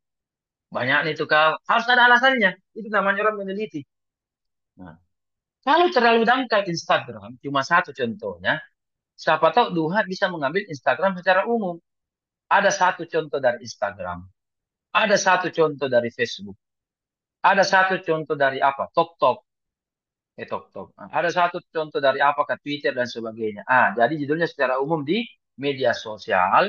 Nanti pembatasannya, nanti Anda batasi deskripsi fokus Anda itu, umpamanya sih. Yang dimaksud ini ada kan media sosial itu mungkin banyak ya, banyak beredar, ya kan? Termasuk WA juga kan media sosial. Jadi yang saya maksud itu coba, misalkan cuma tiga, Instagram, Facebook, dan TokTok. Media sosial lainnya tidak. Ini namanya kan pembatasan judul. Kalau tidak dibatasi berarti semua media sosial. Semua media sosial. Banyak itu. Jadi itu namanya. Ya. Jadi itu bahan pertimbangan apakah dikasih hilang Instagramnya ataukah sudah cukup pakai Instagram saja, berarti banyak contoh-contoh di Instagram atau apa. Jadi semua itu ada alasan. Ya, saya berikan tambahan ini karena mungkin ini masih pusing-pusing ini ya. Padahal semester 1 itu sudah bisa mengajukan judul itu sebenarnya. Ya, kalau Anda masih pusing-pusing, sebenarnya itu Anda bisa mengambil judul, ya oke, dengan memilih judul tertentu itu memiliki dua latar belakang. Ada namanya latar belakang non ilmiah atau non akademik dan ada namanya latar belakang akademik atau ilmiah. Anda mengkaji sebuah pesantren. Non akademiknya, di situ Kak mengabdi, Ustaz. Oh, dekat dari rumahku. Saya memang orang Makassar, orang Goa. Jadi ku teliti itu. Masa saya teliti yang di Papua, ya kan di Kalimantan. Nah, itu. Non akademiknya itu, ya kan? Padahal boleh-boleh saja, ya kan? Orang Amerika lagi datang ke Indonesia untuk meneliti, ya kan? Tapi itu biayanya tinggi, ya, waktunya lama dan seterusnya. Nah, itu. Tapi ada alasan akademiknya, ada akademiknya. Kemarin ada baru-baru tentang kiroat, kiroat di pesantren ini. Anda mengabdi di sini, kenapa tahu Ustaz? Pasti begitu. Anda mengambil kiroat di pesantren ini karena pasti kalau dua aja, kalau bukan alumni di situ, berarti Anda membina di situ. Oh iya, saya membina di situ, Ustaz. Bukan di alumni di situ. Oh itu ada. Alasan ada. Tapi ini tidak boleh disampaikan di latar belakang. Haram. Saya katakan tanda kutip haram. Ya. Tapi yang Anda sampaikan di latar belakang, alasan akademiknya kenapa pesantren ini Anda bahas dan hubungkan dengan kiroat. Ya kan? Misalkan di Makassar, pesantren ini, misalkan pesantren saya Al Imam Asim sudah mempelajari kiroat, sudah banyak yang kaji. Tapi pesantren saya ini belum ada yang kaji dan ternyata ini juga tidak kalah intensifnya belajar tentang kiroat. Nah, harusnya ini yang tidak ada yang latar belakang, bukan sekedar saya tinggal di sini, saya mengabdi, saya alumni, saya apa dan seterusnya. Ya, itu dalam membuat latar belakang yang baik. Saya rasa sudah banyak dijelaskan oleh guru-guru Anda, dosen-dosen Anda tentang metodologi penelitian tentang itu ya. Nah, oke, kita kembali. Kajian tematik itu ada tiga. Ada tadi substansinya. Baru pertama ini. Substansinya itu apa? Jadi kita lihat definisinya, ya. Sampai sekarang ulama juga beda-beda tentang definisinya itu tematik. Bahkan dari dulu sudah ada namanya eh, eh, tematik klasik dan tematik modern. Ya, ada itu tematik klasik dengan tematik modern dan sekarang ada lagi tematik new modern lagi ada lagi. Yang dulu itu kajian tematik klasik, ya misalkan tadi sholat dalam Al-Quran. Kalau Al-Qad itu al-insan fil Quran, manusia dalam Al-Quran. Itu saja klasik. Ya, klasik. Tetapi, sorry, ini modern maksud saya. Ini modern. Yang klasik itu ada itu kajian tematiknya orang cuma dalam saat misalkan juz amma saja, juz amma dia kaji tematiknya bagaimana, surat tertentu kajian tematiknya bagaimana. Dia kaji begitu. Modern, modern. Tapi ini juga saya lihat berbeda pendapat ulama tentang yang mana ya klasik, yang modern dan sebagainya. Tetapi saya akan sampaikan dari perbedaan tersebut minimal ada 3-4 versi tematik yang beredar. Yang pertama itu tadi kajian tematik dalam sholat dalam Al-Quran itu saja. Ada juga dalam surat tertentu saja. Atau juz tertentu, juz amma, diambil tematiknya itu. Oke, dua. Kemudian ada lagi tematiknya itu di dalam kitab tafsir tertentu. Kitab tafsir tertentu. Contoh kemarin yang baru-baru promosi itu kepemimpinan, pemimpin dalam Al-Quran. Itu kan yang klasik dan dulu. Tapi dikembangkan sekarang khusus menurut misalkan Sayyid Qutb. Berarti dia bahas tematiknya apa temanya tentang kepemimpinan, tetapi di kitab tafsir tertentu. Tatayar, tatayar ini. Anda ambil tatayar khusus di tafsir Ar-Razi misalkan. Nah, itu bagian dari pengembangan tafsir tematik. Tatayar dalam kitab apa tafsir apa yang Anda tahu? Ibnu Katsir khusus itu. Nah, bedanya kalau Anda bilang tatayar dalam Al-Qur'an berarti semua kitab tafsir berpeluang Anda kaji. Tapi kalau Anda katakan tatayar khusus tafsir Qurtubi, berarti Qurtubi saja. Sebagai 90% kajian Anda, 90% kajian Anda, itu dari Qurtubi. Boleh mengutip yang lain? Boleh. 5-10%. Sekunder atau perbandingan saja. Tetapi yang banyak footnote Anda dan tambahan Anda memfokuskan Qurtubi. Tapi ingat di latar belakang lagi-lagi ada alasan. Ribuan itu judul kitab tafsir yang ada. Hampir 100 yang muktabar, yang dianggap itu tafsir yang apa ya istilahnya kita, birra'i al-mahmud. Ya, 80-an itu sampai 100. Kenapa Anda ambil misalkan Qurtubi? Apa alasan ilmiah Anda? Nah, itu dijelaskan juga. Kenapa cuma ini dan sebagainya. Ya, modern. Itu namanya modern. Tambah lagi sekarang.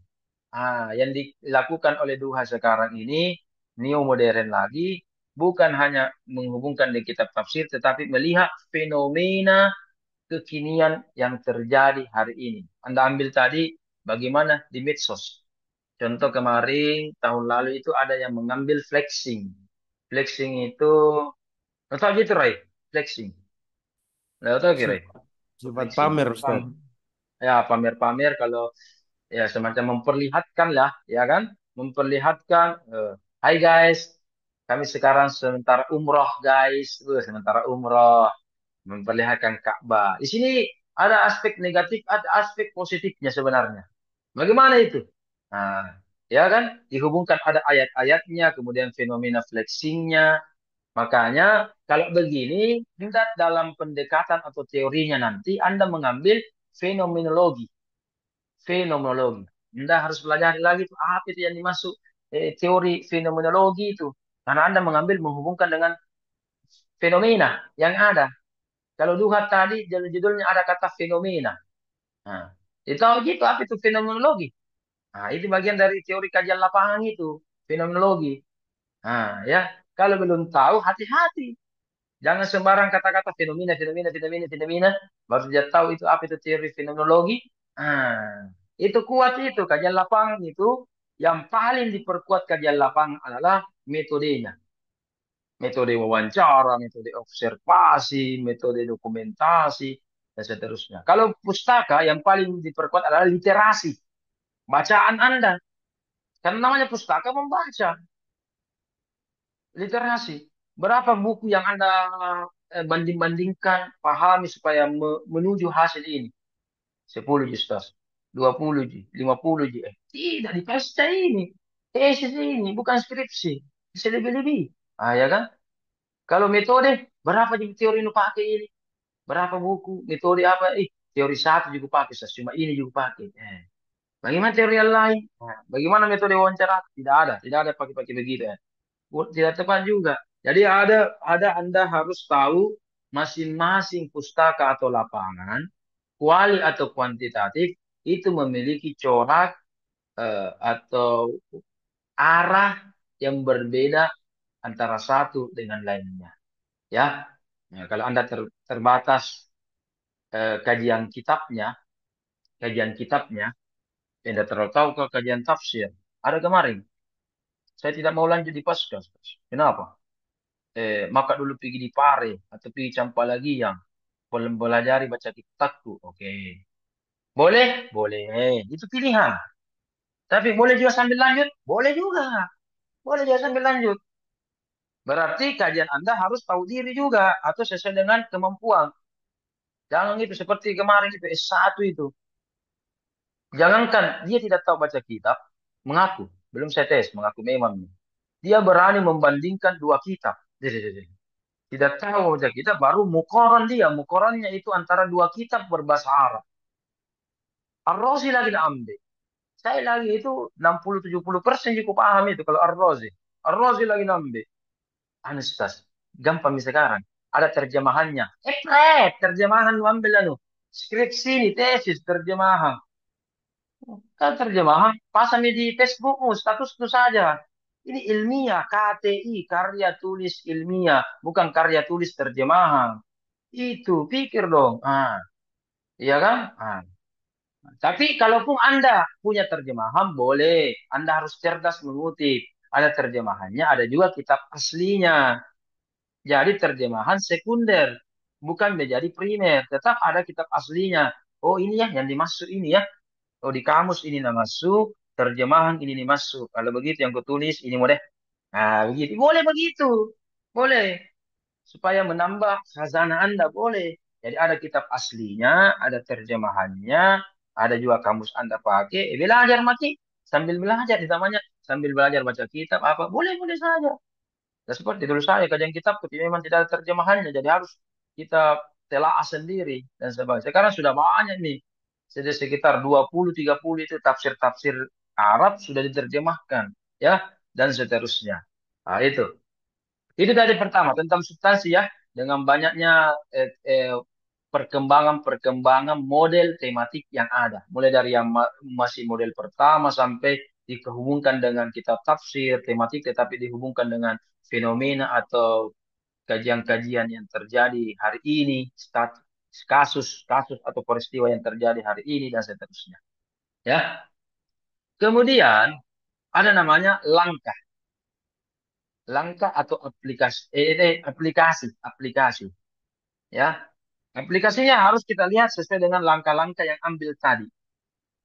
Jadi, kalau di awal Anda menulis tesis, saya mengambil teori yang pertama saja, tematik versi Parmawi. Ya. Berarti langkah Anda, penafsiran Anda, aplikasi Anda di dalam bab-bab selanjutnya, Anda harus konsisten sesuai dengan langkah dari Al-Farmawi. Tidak, saya sekarang karena orang Makassar, orang UIN, yang terbaru ini, Prof. Muin Salim ku ambil teorinya. Oke, kalau begitu langkahnya juga beliau, yang banyak itu mahasiswa, langkahnya misalkan Parmawi nak ambil, tetapi aplikasinya Muin Salim. Itu bahaya. Atau yang paling banyak lagi, langkahnya misalkan sembarang, Nasruddin Badin, Farmawi, atau misalnya Lambe, di bab selanjutnya tidak ada nak aplikasikan. Menurut diri sendiri. Nah langkah-langkah itu tahapannya. Iya, ya kan itu namanya menurut hawa nafsu itu kalau begitu. Bukan karya tulis ilmiah itu, karya tulis hawa nafsu. Ero-ero Naji, begitu. Oh jadi, ya, tidak ada Stas. Mana langkah tentang hal itu munasabah, asbabun nuzul, tidak ada Stas. Aku lupa. Enak Naji lu, ya kan? Oh tidak pakai dia begitu, langsung dia begini. Lihat langkah-langkahnya. Oh jadi ada yang kutulis langkah-langkahnya. Nah lupa waktu proposal, nah lupa itu langkah-langkahnya. Nah, itu langkah-langkah di proposal, itu kesepakatan di awal bahwa ke depannya mau kita kaji bagaimana ini, kamu mau kita kaji bagaimana ini tesista. Ya, pendekatannya kita sudah sepakati. Saya sudah sepakati tiga. Jadi ingat, kalau dua pendekatan namanya interdisipliner. Dua.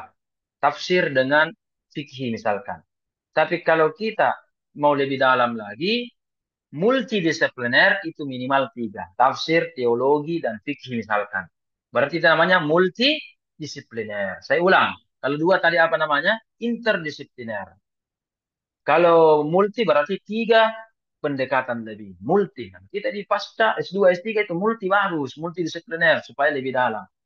Nah ini lagi-lagi. Proposal atau bab satunya. Ya, kalau lapangan berarti metodenya itu biasa bab 3. Itu cuma dikutip-kutip saja metodenya. Pas pembahasan atau isi tidak dibahas. Anda katakan pendekatan fikih ya. Yes, tas. Mana pada yang di sini buku-buku tafsir fikih yang Anda ambil, fikih-fikih apa yang Anda ambil? Jadi tidak harus, tas. Anu juga ambil. Andalannya mahasiswa atau baru dengan Ibnu Katsir yang ada terjemahan. Nah, itu kita ambil. Baru ini bukan nuansa fikih. Begitu. Jadi kalau Anda di pendekatan di awal, nah, ini hubungannya tematik dengan kajian KTI sekarang ya. Jadi ada namanya tematik versi kita tafsir. Sekarang juga kita akan bahas tematik versi KTI, karya tulis ilmiah. Yang beredar di skripsi, yang beredar di tesis, sampai yang beredar di disertasi. Ini neo-modern. Karena yang dibuat oleh Farmawi, tidak ada itu bilang, tematik, kalau menulis skripsi, tematik tak begini. Kalau menulis tesis, tematik tak begini. Tidak ada. Ini baru-baru ini. Ya kan? Itu tadi. Makanya versinya Prof. Muin Salim itu. Oh, begini. Ya, makanya kalau tematik versi neo-modern ini, Anda harus gunakan itu pendekatan-pendekatan yang ada. Apa proposal Anda di bab 1, Anda harus gunakan. Anda harus gunakan. Kalau Anda katakan teolog, tafsir tidak jadi masalah. Pasti Anda merujuk tafsir-tafsirnya. Cuma ingat cara kerjanya tafsir, ada munasabah, asbabun nuzul, jangan lupa itu. Nah, kemudian ingat lagi, kalau Anda bilang teologi, Anda betul-betul ada ayat, aspek teologinya apa. Anda dari awal mengatakan fikih, aspek fikihnya ini, kajian tematik saya apa. Tadi ditambahkan fenomenologi, teori fenomenologi dalam ayat ini yang digunakan cocok penafsirannya bagaimana. Eksegesisnya, interpretasinya bagaimana. Oh, begitu. Tidak sekedar diucapkan ini pendekatannya, tetapi tidak diamalkan. Nah, itu nama orang itu. Al-ilmu bila amalin. Nah, ini juga ini. Kalau draft bila amalin, ini jadinya. Ilmu-ilmu itu yang ada di draft. Ada juga biasa di bab 2 kajian teoritis. Ini digunakan ini. Kajian teoritis, draft, metodenya yang kita sepakati, pendekatannya.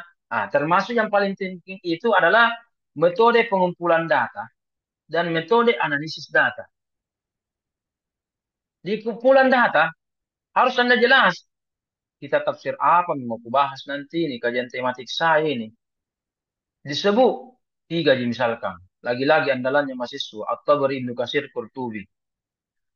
Pas nabahas Al-Misbah nambe. Itu banyak itu andalan Al-Misbah dengan Buya Hamka itu andalan nama mahasiswa itu. Nah, itu namanya Anda katakan metode pengumpulan datanya, atau Ibnu Katsir dan sebagainya. Ternyata pas dibahas, iya kan? Cuma satu yang ada Tabarinya. 90% Al-Misbah, Al-Misbah, Al-Misbah. Salah. Al-Misbahnya tidak salah. Metode Anda, ya, metode Anda, cara penyaluran Anda, cara pengutipan Anda, ya, substansi penelitian Anda, nah, yang harus diperbaiki. Nah, dan seterusnya supaya dalam mengutip ini kajian tematik yang Anda ambil betul-betul seirama, senada dan sebagainya. Ya. Nah, dan yang terakhir setelah aplikasi, substansi, aplikasi, dan yang terakhir yang ketiga adalah nah, kita butuh namanya eh, distingsi, distingsi dan hubungannya di kehidupan sehari-hari. Kajian-kajian modern itu sama juga Anda besok-besok berceramah, khutbah, besok-besok Anda mengajar. Ingat juga itu ketika Anda mengajar dan seterusnya menghubungkan dengan fenomena yang terjadi di misalkan di siswa-siswa Anda, ya, siswa-siswa Anda. Jadi menghubungkan. Terkadang itu orang kalau terlalu melangit ya, berbicara tentang surga neraka, siksaan kubur dan sebagainya, wah, menghayal orang. Sekarang kan masih di bumi, Ki. Makanya Prof. Quraish Shihab, ayat-ayat itu, namanya ayat kan dari langit. Al-Quran kan dari langit, dari atas. Bal huwa Qur'anun majidun fi apa? Fi apa sambungannya? Tidak ada hafal ini. Bukan laptop, Lauhil mana? Tidak ada mahfuz. hafal. Film mahfud. Oke, surah Al-Buruj. Itu kan di langit. Lahul mahfud kan di langit. Bukan itu di bumi. Makanya Prof. Quraish Shihab supaya dari lahul mahfuz atau dari langit ini ke bumi. Makanya beliau itu di awal-awalnya menulis membumikan Al-Quran. Atau jangan-jangan Anda tidak pernah membaca ini kitab atau buku ini. Kamu Mursalin pernah jadi baca nih? Membumikan Al-Quran, Mursalin. Oh, Mursalin. Pernah jadi baca di buku? Membumikan Al-Quran. Kau melangitkan terus. Belum Tidak ada Ustaz. suara. Ah, pernah Belum, atau belum? belum, Ustaz. Wah, Belum Ustaz. belum membumikan Al-Quran. Iya, makanya langit itu banyak contoh-contoh di situ. Cek contoh-contoh dan seterusnya. Aplikasi-aplikasi. Nah, penelitian Anda juga, walaupun nanti tematik bahas tentang ayat-ayat tertentu, ya betul. Aplikasi tematik itu, ya, karena pasti latar belakang itu Anda berawal dari sebuah kasus atau peristiwa di kehidupan di bumi. Harusnya efek dari tematik itu nanti hasil-hasil pembahasannya ini menjawab dari latar belakang. Lagi-lagi itu draft dengan pembahasan harus selalu dihubungkan. Harus sinergi. Latar belakang, kasus begini, kasus begini, ada berawal dari ini, ada fenomena begini, fenomena begini. Baru bahas. Tapi yang banyak terjadi di mahasiswa itu saya lihat latar belakang tidak jelas. Tidak ada masalahnya, tidak ada kasusnya, tidak ada peristiwanya. Hampa, hampa. Al-Quran adalah Al-Quran saya bahas. Silangsung mo bertele-tele Al-Quran adalah petunjuk, Al-Quran adalah firman Allah. Disenji, ditahu jelek. Ya kan? Langsung bagaimana itu latar belakangmu? Apa idealnya, apa yang terjadi, dan apa yang semestinya. Tiga gitu latar belakang. Tinggal diurai itu. Ah, dan karena ada tadi peristiwa di latar belakang yang benar ya, karena banyak itu latar belakang juga yang salah-salah. Nah, ketika pembahasan, bagaimana itu jawabannya itu? Ya kan? Bagaimana hubungannya dengan kehidupan kita sehari-hari itu? Misalkan ada kemarin itu, mana mana ini ahli tarekat itu? Nahdia. Mana Nahdia? Tidak ada Nahdia. Tidak ada Nahdia. Mana Nahdia? Tidak ada. Di luar ki. Ada je Nahdia Nurul. Mana? Halo Nadia. Tidak ada. Tidak aktif kan una. Mungkin lagi ke toilet juga apa. Kita berbaik sangka. Ada je Nahdia. Mau Ya, Ustaz tadi ada ke dua. toilet. Bilang ya itu orang berbaikan kesada di toilet kapan kau dong. Sampai mana tadi itu? Karena dua aja ini mengajukan judul, dua aja. Yang lain tidak ada yang mengajukan judul, kecuali Amdar yang saya ini tahu. Yang lain tidak ada tuh. Biar online, bayangkan. Sudah buka sisi online mengajukan judul, tidak ada tuh yang kiring-kiring di grup tidak ada, Japtu tidak ada. Sekali blokir mi nomorku deh semua blokir mi dong, blokir mi. Sekali blokir mi, lupakan mak, lupakan mak. Iya jangan mi, blokir mak.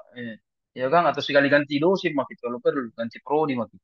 Nah dia yang dia kaji adalah tentang zikir ya, fenomena ahli tarekat ini. Ah, nanti Anda hubungkan banyak itu tarekat-tarekat nanti membahas itu. Ada orang bertarekat sementara goyang-goyang kepala, bahkan begini tepuk-tepuk begini. Iya kan? Ada juga pahanya juga ditepuk-tepuk. Sampai ada orang berzikir saking saking fananya itu orang berzikir, mak joget-joget atau menari-nari. Ya kan? Tidak pernah lihat, Amdar. Tidak pernah lihat ada orang bersikir sementara menari-menari. Berdiri mentong dan seperti menari. Amdar tidak pernah lihat. Bukan saja, iya joget, joget, joget, joget ngebor, joget Pernah Ustaz. apakah, patah-patah, bukan saja begitu, joget. Nah, tidak pernah lihat, Amdar. Oh, Amdar. Pernah Ustaz. Pernah Apa Ustaz. bedeng? Di mana lu lihat, Beng? Sementara, Di sementara. di Mesir. Oh, Di di Mesir. Mesir. Iya. Iya karena Turki. Turki ini namanya Torikatur Rumia, tarikatnya Jalaluddin Rum. Ya kan? Berdiri sementara berputar kayak begini dan sebagainya. Dan itu tidak pusing. Tidak pusing. Ya, dan itu apresiasinya supaya itu cuma metode ya, metode. Itulah tarekat itu. Karena tarekat itu adalah bagaimana bentuk penyembahan kita kepada Allah dalam bentuk itu, dalam bentuk gerakan itu diantaranya, ya. Dan seterusnya dan seterusnya. Ah, Wah, cepat lagi bunyi masjid ya. Padahal kita sudah mempercepat ini. Ada mungkin ingin menambahkan atau apa?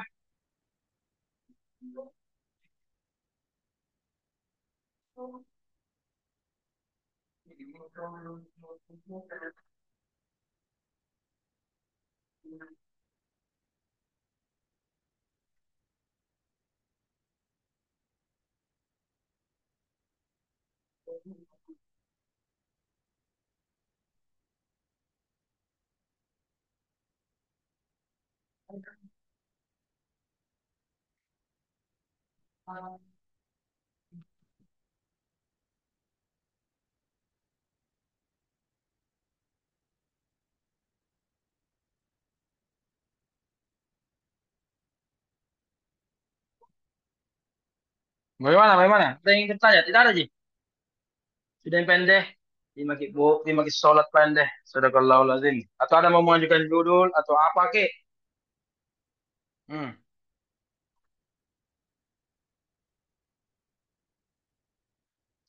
Ada? Sudah cukup? Izin Ustaz, Silakan. Silakan, silakan. Saling. eh, mau Kak Rai, bertanya Rai. Ustaz.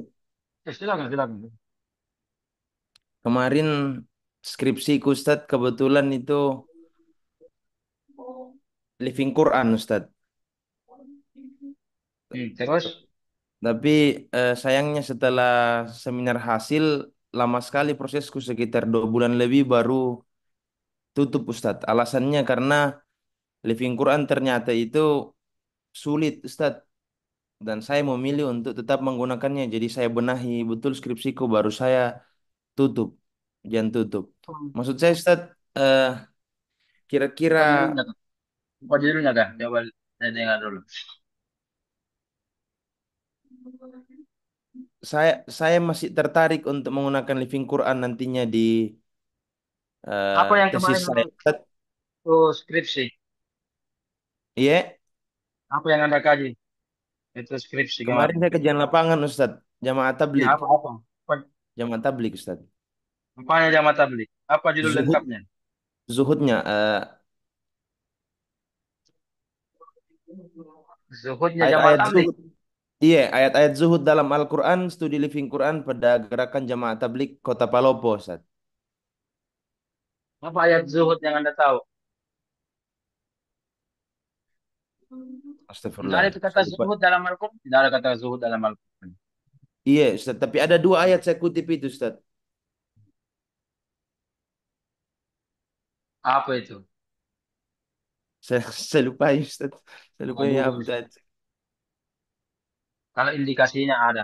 Indikasinya. Tapi kalau kata zuhud, tidak ada. Kalau hadis ada. Ada kata zuhud dalam Al-Quran. Izhad fid dunya, izhad bin nasi. Ada beberapa kali. Kalau zuhud saya sudah kaji itu. Kalau zuhud itu. Nah, terus mau Eh, menyalip living sekarang. Nah, terus. iya, di tesis Ustaz saya masih tertarik untuk menggunakan living Quran, Hmm. Ustaz. Tapi kira-kira Boleh. apa tantanganku nanti, Ustaz? Kalau di UIN tidak ada tantangan. Karena Alhamdulillah sudah banyak di UIN itu yang expert di dalam bidang living Quran. Kalaupun Hmm. ada masalah bisa bertanya, intensif membimbing, bertemu dan sebagainya. Dan lebih lanjut, nanti kalau living Quran itu diajar oleh dosen pembimbingnya. Kalau selama ini tiga gitu, dosen dosen living Quran. Tinggal dilihat bagaimana jadwal dan kelasnya yang lain.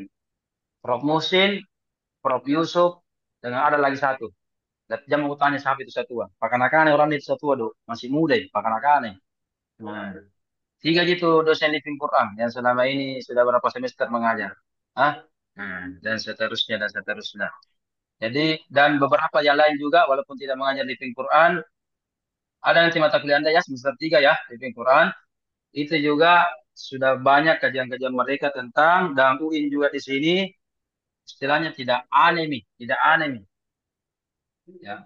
Kalau misalkan ada di luar sana karena masih jarang ya, jarang itu artinya bukan bukan jarangnya jenis ponto, lento itu kalau jarangnya jenis ponto apa ya bahasanya jarang ya, eh, tidak selalu ya mungkin di luar itu tidak selalu ya sedikit kajian tentang living Quran kalau di sini banyak mulai dari di S1 sudah banyak S2 S3 juga lebih-lebih ya.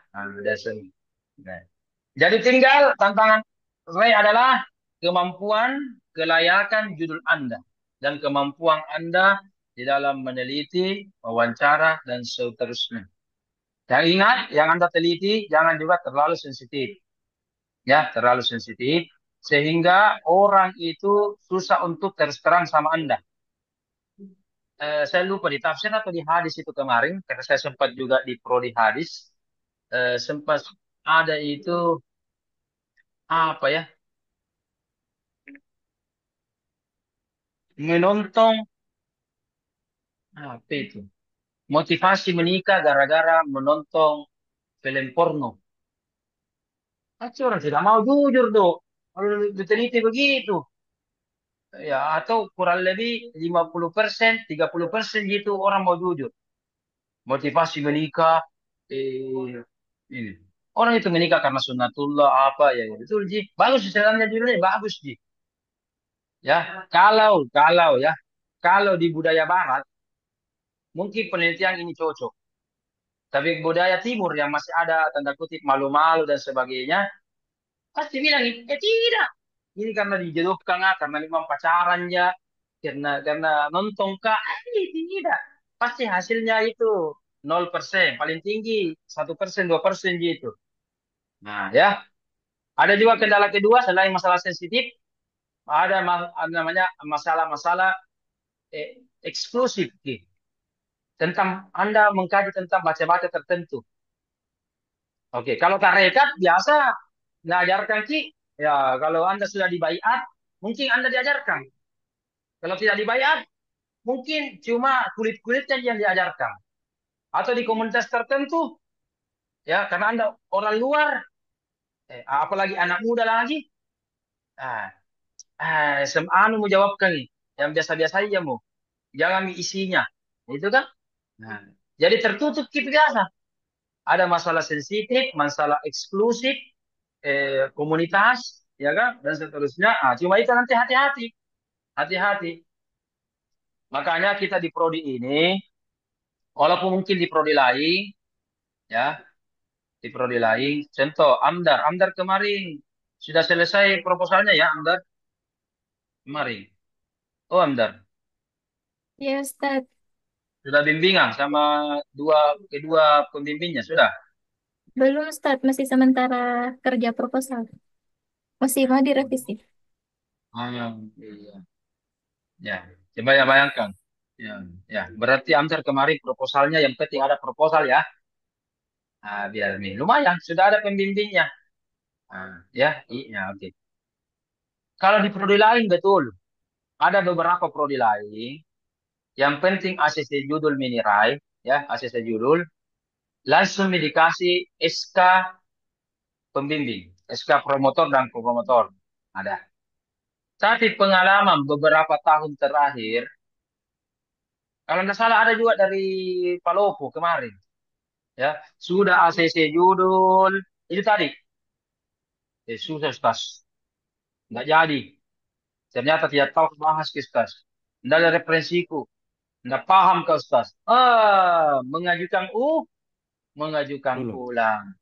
Bayangkan kalau sudah ada SK-nya, baru ubah lagi judul, itu kodong staf, banyaknya paraf itu nanti ya pergi ke sini ke prodi, sekretaris prodi, ketua prodi, keuangan, wakil direktur, direktur, berapa tahapan ini nih staf ke baru berkeluar diketik lagi kembali ke staf dan sebagainya, belum lagi distempel, diparaf, didatangi stempel, banyak itu anu nah, rempon nah, ya kan, sehingga 1 2 hari lah selesai.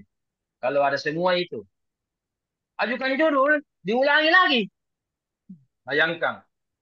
Bayangkan, kasih kerja 2 kali orang. Makanya kemarin, kalau silahkan buat draftnya dulu. Kalau ternyata Anda enak dikerja sesuai dengan passion Anda tahu di arahnya kira-kira lari kemana sebelum Anda dikasih pembimbing, ya kan? Dan seterusnya, Anda sudah yakin, terbukti dengan adanya draft Anda, kalau pustaka 1 bab, kalau lapangan 3 bab, oke, baru di SK kan. Kalau tidak ada beberapa, Anda semuanya juga, iya, Anda semua, 10 atau sampai 20%, ada beberapa yang langsung mengajukan ganti judul. Ganti judul berarti diulangi lagi kodongannya, SK-nya itu nomornya lagi, dicorek lagi, dan sebagainya. Makanya kami itu berinisiatif, oke, judul SK itu nanti ada, kalau sudah ada. Jadi tahapannya begitu ya, konsultasi pengajuan judul, sudah ACC, silahkan buat judul draftnya, pustaka 1 bab, lapangan 3 bab, kalau sudah ada, ya walaupun betul, yang penting ada dulu ala kadarnya, kalaupun mau idealis boleh juga, oke, lebih bagus lagi supaya cepat bimbingan, kemudian di SK kan, silahkan menghadap ke pembimbingnya masing-masing. Sudah itu, Prodi sudah angkat tangan. Tugas kami membimbing, mengarahkan, memparaf, mentandatangani, menstempel, sudah selesai. Silahkan tugas Anda konsultasi dengan pembimbing dan siap-siap berhadapan dengan pengujinya. Jadi, silakan pilih. Yang penting Anda tahu apa yang akan Anda pilih. Plus minusnya tahu, ya. Ya, plus minusnya tidak. Ya, apakah sensitif, apakah bisa Anda kaji, informan Anda terbuka atau tidak? Itu. Misalkan Mursalin mau meneliti di Bima. Kalau Anda meneliti di Bima, berarti lama-lama di Bima itu boleh pulang kampung, boleh. Tetapi kan Mursalin sekarang ada di Makassar, kerjanya juga di Makassar. Ya, Mursalin masih di BTN Sejahtera ya? Masih di situ? Sudah pindah, Ustaz. Mungkin juga, tapi di Makassar gua. Berarti Anda harus mempertimbangkan itu. Ya, ya, sama kemarin itu di pasca itu teman saya mau lanjut. Dia orang Jombang, tapi sudah beristri beranak di Makassar. Bagus ini Jombang Ustaz. Memang kampung tak ini Mas. Jombang pulang kampung. Tapi orang meneliti proposal hasil tutup sampai promosi doktor, pasti ada revisi. Kalau revisinya pasti minta lagi data ke sana. Masa setiap bulan ke sana, tiket tak habis. Di sini mau teliti, di Makassar mau. Tapi ada alasan ilmiahnya. Nah gitu ya. Kalau kajian-kajian yang lapangan begitu. Mau tetap yakin, mau kajian tradisi-tradisi yang di Palopo, Rai? Boleh. Di tradisi di Makassar boleh. Mau lintas daerah Bugis boleh. Tetapi Anda harus siap semua ada konstitusinya masing-masing. Tentu kalau jauh ada lagi kosnya, ada lagi biaya nginapnya, apanya. Beda kalau di rumah tadi meneliti kan, iya tidak mas sewanya di rumah tak ada di orang tua tak di situ dampingi, jadi enak di makanan tak dan sebagainya. Ya, tapi kalau tidak meneliti di luar-luar, nah, jadi itu pertimbangan dan pertimbangan ilmiahnya adalah ingat pembahasannya itu ilmiah belum dibahas, ada distingsinya, menarik dibahas dan seterusnya, barulah di ACC atau tidak ya. Atau sudah ada calon judulnya, Rey? Yang lain juga sudah ada. Hmm. Iya, Ustaz. Tapi Apa rencana? eh, kira-kira saya khawatir agak sedikit sensitif karena latar belakangnya, Ustaz.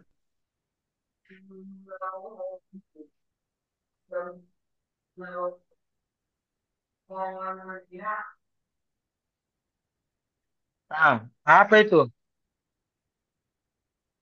Eh, Tetap masih dalam ranah jamaah tablik, Ustaz, tapi lebih spesifik kepada masturohnya, kepada istri-istrinya, Ustaz. Di Makassar, di Goa. Di Palopo, Ustaz. Palopo dan itu pun di kelurahan tertentu, bukan seperti kemarin sekota Palopo. Mungkin lebih sedikit dong.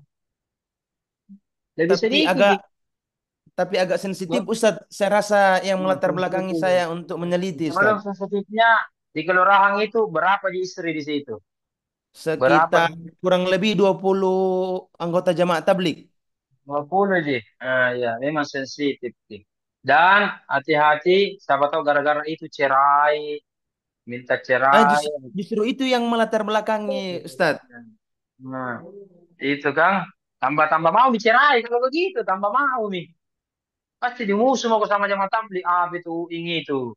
Dengan mahasiswa itu. Oh, harusnya kau pakai jenggot-jenggot dulu. Supaya seirama dulu. Kau tidak ada jenggot. Nah, bukan anggota ini.